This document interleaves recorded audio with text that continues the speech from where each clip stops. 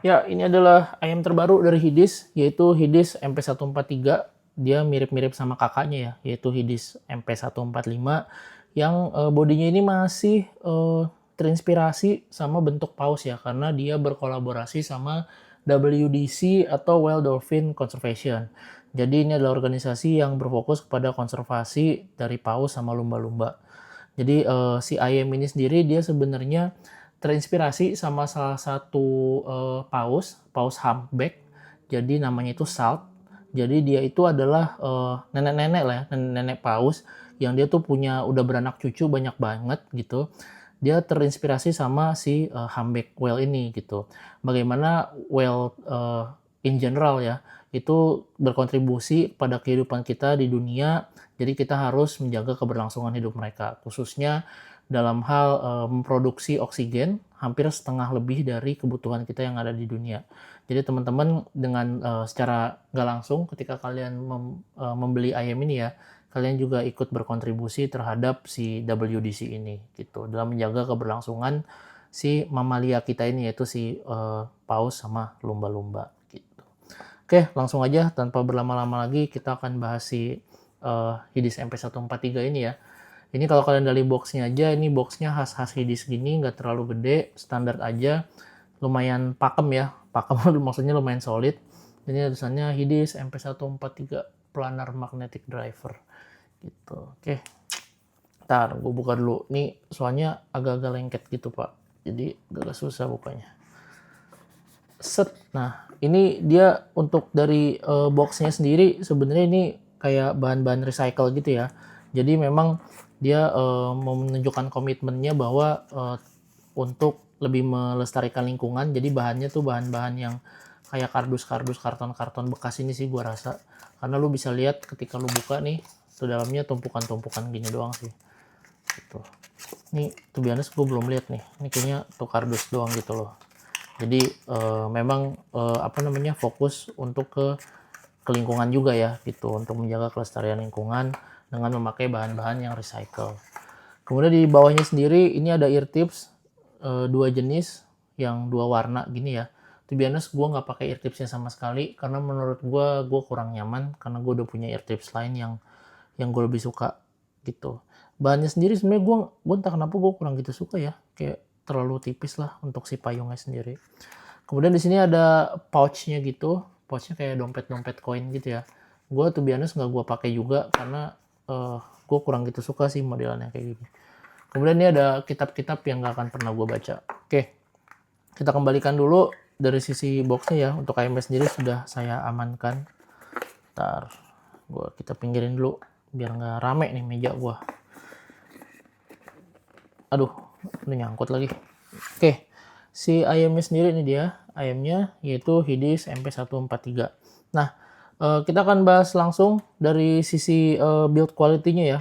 Ini kalau gua nggak salah dia tuh ada dua warna. Jadi yang satu yang warna biru kayak gini, yang satu lagi itu dia warnanya tuh kayak silver gitu ya, silver keabu-abuan gitu. Nah, ini kalau kalian lihat ini adalah si ayamnya. Jadi bodinya itu sebenarnya to be honest, sorry ya buat teman-teman yang misalkan nanya, "Bang, udah gimana Bang perbandingannya Bang sama kakaknya MP145?" Nah, lu nanya sampai botak sama gue juga gue nggak akan jawab karena gue nggak pernah nyobain si MP145 sadly. Jadi mungkin kalian bisa fokus nanya ke gue terkait si MP143 ini aja gitu. Cuman kalau gue lihat dari secara foto, gue googling, ini bodinya sendiri sebenarnya sedikit lebih kecil ya dari MP145. Cuman kalau gue lihat untuk kuping gue yang gede, ini sebenarnya masih agak sedikit tricky untuk masuk di kuping lu karena dia bagian bodinya yang bagian dalam ini nih, yang gede. Jadi ketika masuknya itu kayak landai gitu kan, biasanya kan dia harusnya cekung apa sih kayak ada uh, apa ya ada sikunya gitu biar bisa masuk. Nah ini bagian yang sininya nih yang gue kurang gitu suka ketika masuk kuping gue jadi agak susah. Jadi triknya itu adalah lu harus cari ear tips yang benar-benar ngesil. Jadi ketika masuk di kuping lu mungkin agak terasa sedikit ngambang gitu ya, nggak terlalu pas banget. Tapi karena ear tipsnya pakem jadi bisa ngiket yang enak gitu di kuping lu. Kemudian jadi kalau di kuping gue sendiri sih tetap nggak ada masalah ya untuk masuknya. Kemudian ini biasanya kan kalau ayam itu kan bentuknya kan gini ya, jadi kayak lebih ke horizontal gitu. Nah kalau ini tuh bentuknya vertikal karena dia nyoloknya kan dari atas gini nih. Nah, jadi mungkin ini teman-teman yang ketika beli MP145 atau nanti kalian ternyata memilih untuk beli MP143 ini, dia bentuknya tuh gini Pak, tuh jadi kayak memanjang ke atas gitu loh. Nah, ini yang menurut gue mungkin bisa jadi problem juga, karena kan biasanya makainya tuh gini ya, maksudnya colokannya tuh di atas ini gitu. Ini terlalu agak ke bawah, jadi kesannya tuh jadi manjang, jadi berdiri. Nah, mungkin ini yang agak sedikit tricky juga, jadi saran gue mungkin kalau teman-teman yang enak pakai MP145, pakai ayam ini gue rasa harusnya nggak ada masalah gitu. Nah, untuk kabelnya sendiri, dia ini kabelnya udah dengan jack 4,4 mm karena ayam ini cukup berat untuk diderek, ya seperti planar pada umumnya ya sebenarnya. Kemudian dia konektornya sendiri, dia sudah menggunakan konektor 2 pin gitu. Jadi nggak ada masalah untuk kalian ganti-ganti kabel lah sesuai kesukaan kesukaan kalian ya gitu. Kabel sendiri ini dia dua braided, nggak ada masalah nih, bahannya masih agak-agak plastik gitu, cuman nggak terlalu lengket, jadi overall sebenarnya gue cukup suka. Oh ya, si ayam ini juga dia datang dengan nozzle modular ya. Nah, ntar gue buka dulu. Nih yang gue benci dari si model nozzler ini adalah tempatnya tuh kecil banget Pak. Maksud gue kenapa lu nggak pakai kayak dudukan dari si kayak misalkan lu pakai dudukan si 64 audio gitu kan yang plastik gitu. Jadi nggak nggak apa tuh namanya, nggak maksa banget buat masuk-masukin gitu loh. Nah, yang gara-gara maksa ini jadi gue kalau misalkan lu habis ganti nozzle gitu ya, terus habis itu gue mau rapi-rapih misalnya gitu. Terus lu lagi di outdoor, ini gue rentan banget buat jatuh gitu. Jadi teman-teman harus lebih berhati-hati. Nah, untuk nozzle-nya sendiri di sini yang terpasang di gua itu nozzle-nya yang warna merah banget kayak gini. Ini yang gua paling suka ya. Jadi karena si nozzle merah ini dia itu adalah lebih mengimprove bass. Jadi dia lebih ada elevasi di low frekuensinya gitu.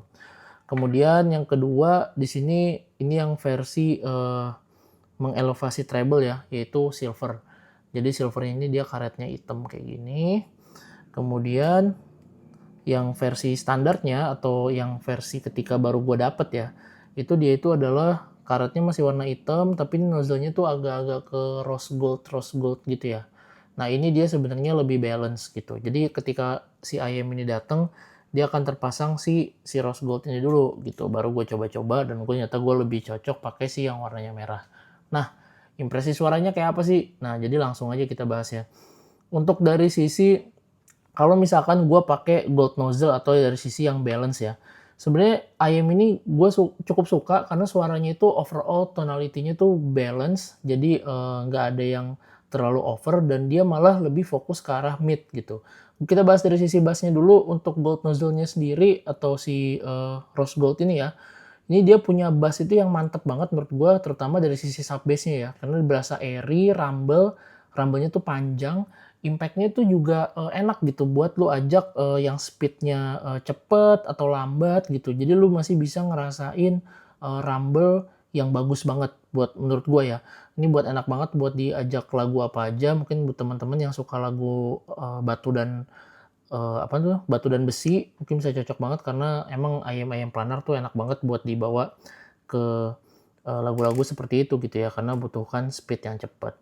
Kemudian dari sisi bassnya sendiri sebenarnya ini yang mungkin agak kelemahannya ya kalau lu pakai nozzle si rose gold ini. Alasannya kenapa? Karena bassnya di sini dia nggak gitu deep, bassnya cukup aja dan kerasa apa ya namanya ya, bisa dibilang tuh santai lah gitu. Makanya gue lebih prefer pakai yang red nozzle ini gitu. Kenapa?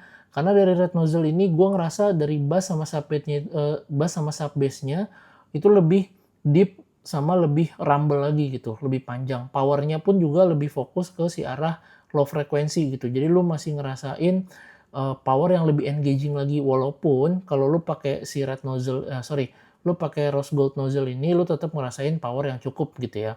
Tapi memang kalau lu pakai red nozzle dia akan lebih fokus ke low frekuensinya.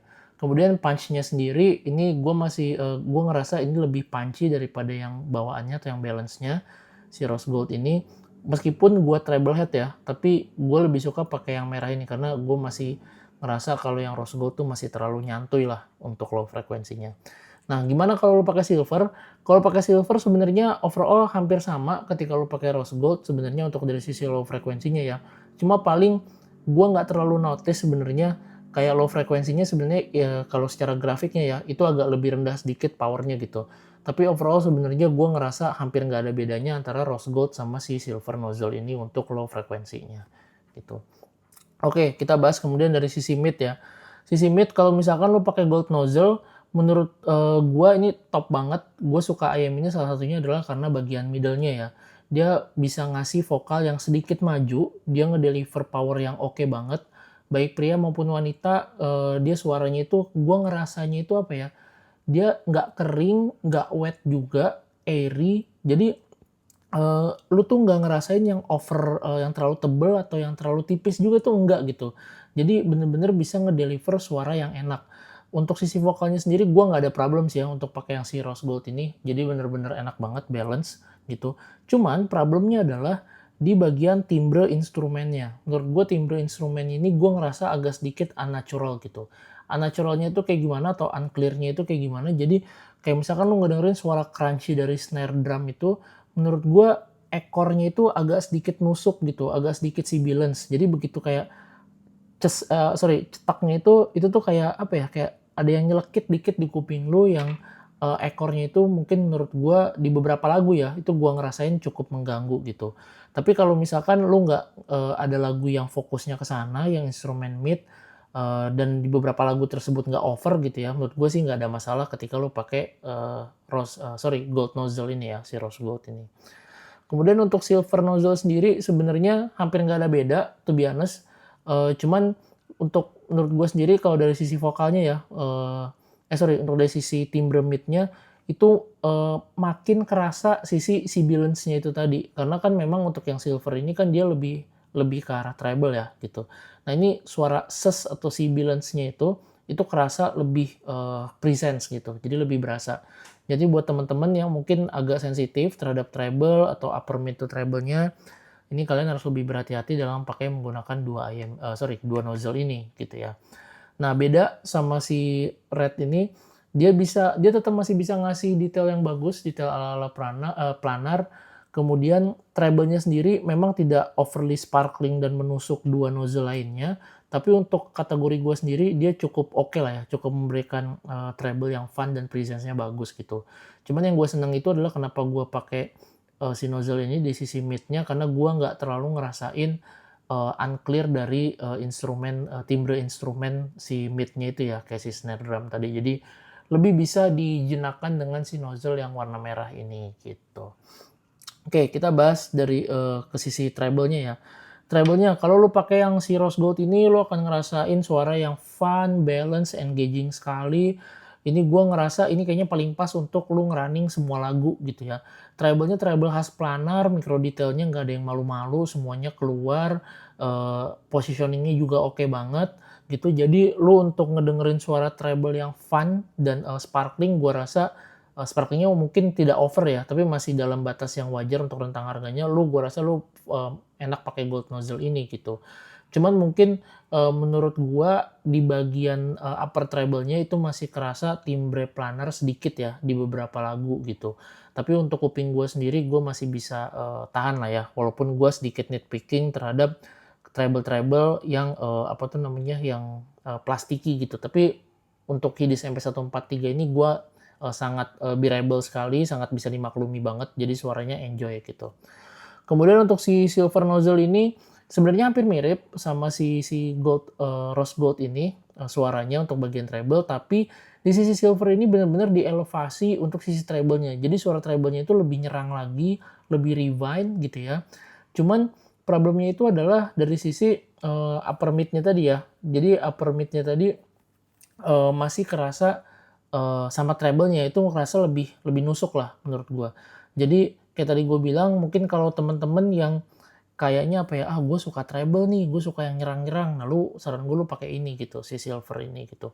Walaupun untuk sisi bassnya sendiri sebenarnya lu nggak ada kerasa pengorbanan yang jauh, cuman karena ini treble-nya lebih sparkling, jadi istilahnya apa ya, lebih menutupi lah gitu, tapi nggak over ya gitu.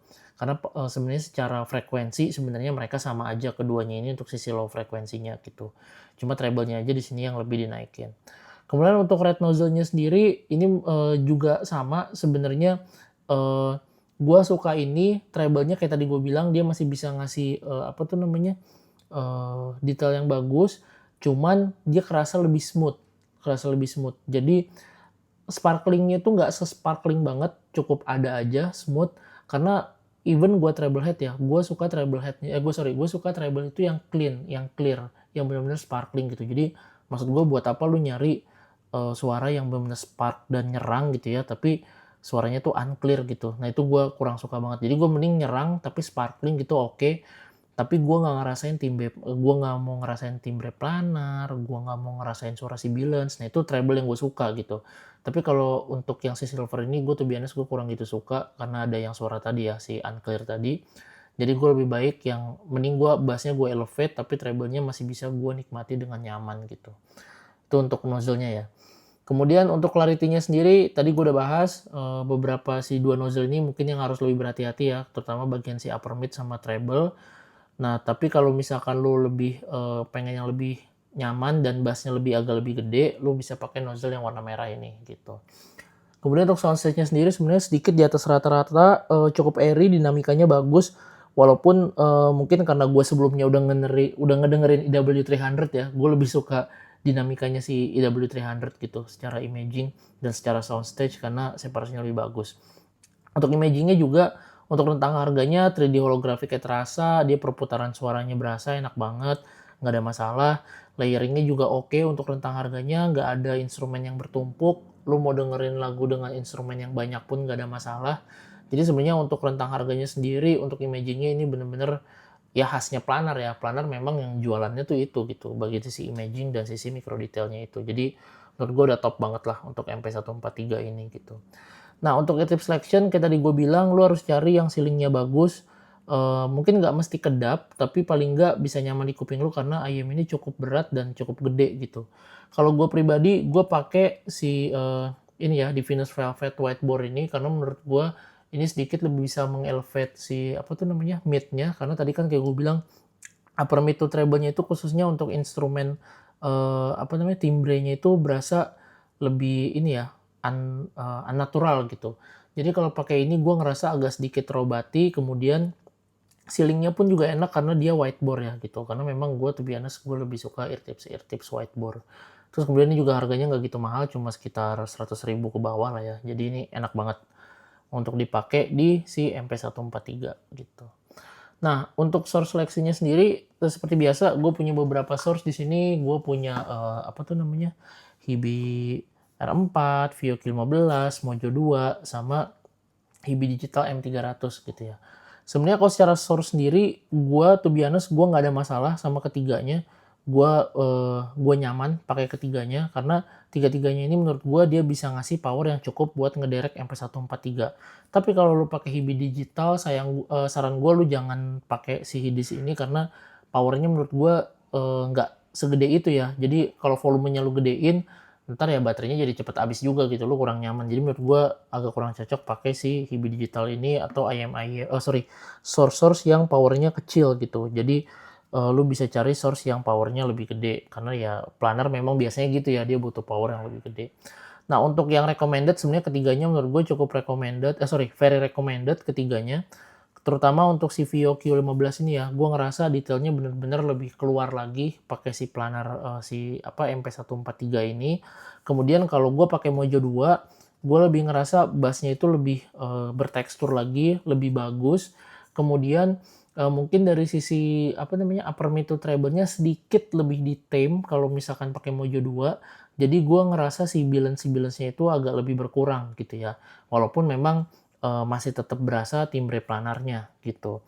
Kemudian kalau pakai HBR 4 juga lu sama kayak lu pakai Mojo 2 sedikit lebih berkurang, tapi ya kayak tadi gue bilang mungkin bassnya tidak se-rich itu ya, se-rich pakai Mojo 2 dan treble atau detailnya itu detail terutama di sisi treble-nya ya, itu nggak se-refine lu pakai Vio Q15. Tapi overall secara power ini HBR 4 udah oke banget untuk bikin si IM ini nyanyi dengan baik gitu. Oke, nah gue di sini akan compare dengan beberapa IM planner ya, yang mungkin kalau kalian lihat video gue sebelumnya, gue kan ada pakai, gue kan review si ini nih, kok ini sih salah, gue nge-review si Tin Hi-Fi P1 Max 2 gitu. Sama si siapa nih? Let's Sure S08 gitu ya. Nah, dua IM planner ini kan sebenarnya yang bisa dibilang cukup mengesankan ya sebenarnya di video gua sebelumnya gitu. Jadi gua akan compare sama kedua IM ini gitu. Dari sisi unboxingnya dulu, menurut gue dari sisi unboxing Let's Sure S08 ini lebih oke karena aksesorisnya lebih bagus. Tapi overall sebenarnya sih nggak terlalu langit dan bumi banget. Cuman menurut gue tetap lebih pilih Let's Sure S08 ini karena unboxing experience-nya lebih bagus dan aksesorisnya lebih oke. Kemudian dari sisi fittingnya sendiri, gue lebih prefer fittingnya si P1 Max 2 karena alasannya kenapa dia bodinya sedikit lebih gede, pas banget di kuping gue dan nggak nyusahin lah gitu. Karena walaupun si di MP143 ini juga gede gitu ya, tapi gedenya tuh bagian yang dalamnya ini kayak tadi gue bilang. Jadi fitting di kuping gue tuh kurang nyaman gitu. Agak bukan kurang nyaman sih, lebih tepatnya tuh lebih ke tricky lah untuk masukinnya gitu. Nah untuk dari sisi bass, kalau lu nyari bass yang dark dan berbody banget, memang lu pilih Shure S08 ini sebenarnya. Tapi kalau gue pribadi, gue lebih suka MP143 ini ya. Jadi bassnya lebih masuk di selera gue karena nggak sedark si S08 gitu.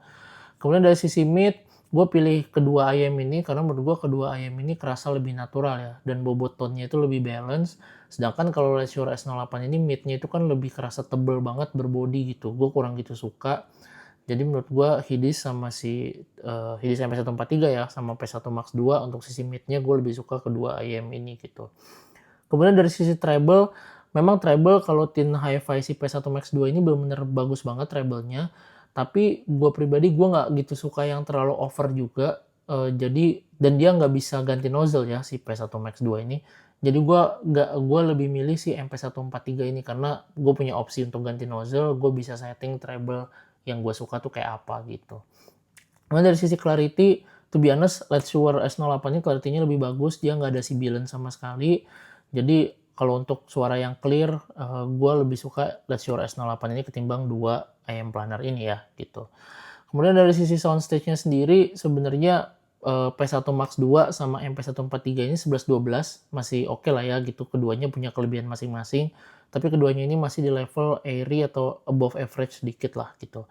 Ketimbang si Let's Shure S08 ini yang udah jelas-jelas intimate, jadi kalau lu nyari soundstage dari planner, lu pakai ini udah pasti salah pilih lalu.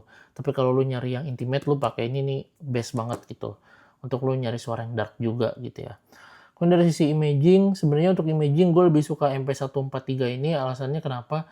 Gue ngerasa dinamikanya lebih bagus, mungkin juga karena secara overall value ya, maksudnya dari tonal dan digabung dengan technicalities-nya, secara imagingnya gue lebih suka MP143 ini gitu, karena buat apa lu punya imaging yang bagus tapi tonalnya kan nggak fun gitu ya, jadi ya kesannya juga jadi jelek gitu, tapi overall karena tonalnya juga gue lebih suka, jadi gue lebih prefer MP143 ini gitu. Paling itu aja review dari gue buat kalau misalnya kalian suka review ini, kalian bisa klik subscribe, like. Kalau misalnya kalian nggak suka ya atau mau tanya-tanya, lu ketik aja di kolom komentar, nanti bisa gue jawab kalau gue kepengen ya. Udah gitu aja review dari gue, udah capek gue ngomong. Don't forget, trust your own ears. Goodbye everyone.